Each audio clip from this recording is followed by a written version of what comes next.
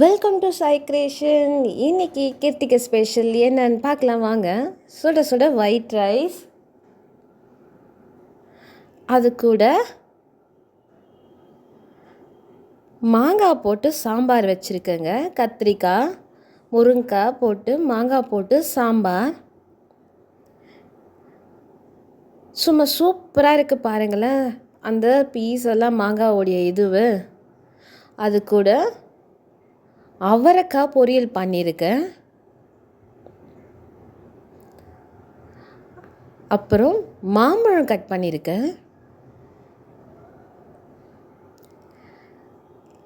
பருப்பு ரசம், அப்புறம் ஸ்வீட்டாக சக்கரை பொங்கலும் மெது வடை பண்ணியிருக்கோம். கொஞ்சமாக பால் பாயாசம் பண்ணியிருக்கேன்.